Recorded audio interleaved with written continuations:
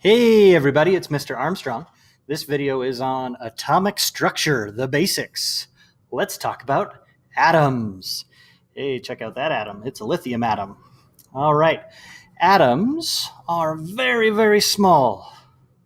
In fact, they're the smallest particle of matter that maintains its chemical properties. There's two main sections to an atom. There's the nucleus and the electron cloud. The nucleus is very dense and heavy and contains the majority of the atom's mass, and the electron cloud only contains the tiny electrons and is mostly empty space.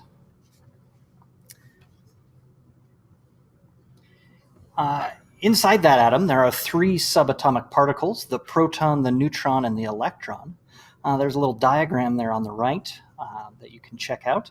So we have a couple of protons in the middle, labeled with red, some neutrons as well, and then we have these blue electrons out in the electron cloud. The protons and the neutrons make up the nucleus there in the middle.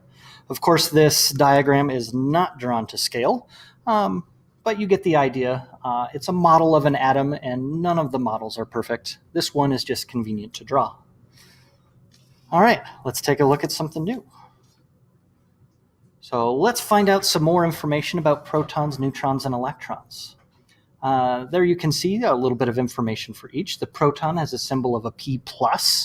The plus is for the positive charge, and P is, of course, for proton. We find the protons in the nucleus. They have an electric charge of 1+, which makes them a positive charge, and they have an atomic mass of 1 AMU. An AMU stands for atomic mass unit. It's a kind of a made-up mass unit to make the masses nice and simple for us to calculate. So a proton and a neutron just have a mass of 1, and then an electron is teeny tiny, so it's a small fraction of that, practically 0.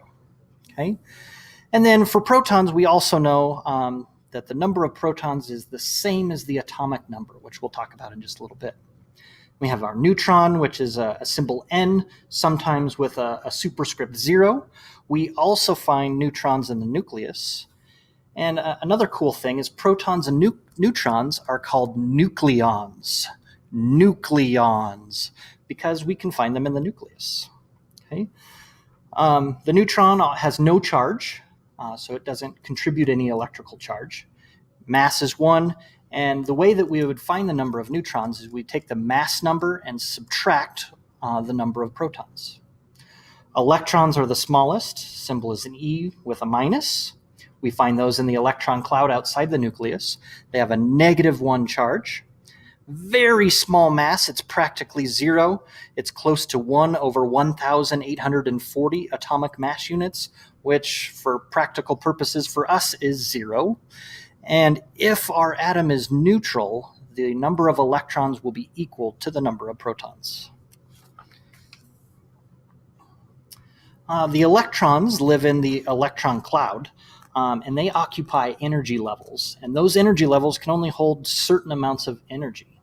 So the first 3 energy levels, 1, 2, 3, hold this many electrons. So the first one is rather small. It only holds 2.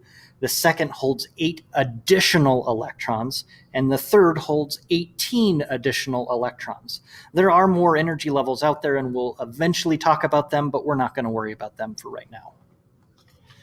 Okay, so once we start talking about specific atoms and elements, we're going to need some notation to keep track of it. So here is a sample box from your periodic table. I picked lithium, my favorite element. And we have 3 Li lithium, 6.94. I've labeled them with what those represent. So the 3 is the atomic number, which is also the number of protons. We have the chemical symbol, which always starts with a capital letter. And then if there is a second letter, it's always lowercase. If it's only a single letter, the single letter will be a capital letter. And we have the name.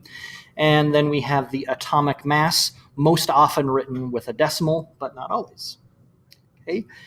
Here's a nuclear notation that we will often use. So we use the letter symbol, and then we have the atomic number, which goes on the bottom left, and then the atomic mass gets rounded, or we just use the mass number, which is a different number we'll learn about, and we do that in the top left. Okay. Then there are a few more things for us to remember. Okay, the number of protons determines the element and is always the same as the atomic number. Protons always equal the atomic number, and that's what tells us what element we have. The next one, the protons is equal to the number of electrons if the atom is neutral. So if it's not neutral, then there will be a different number, but if we don't know, we're going to assume the atom is neutral, and then protons equals electrons. And last, conceptual chemistry and physics is fun because you have two great teachers. Good luck. If you have any more questions, please talk to your teacher. Go science!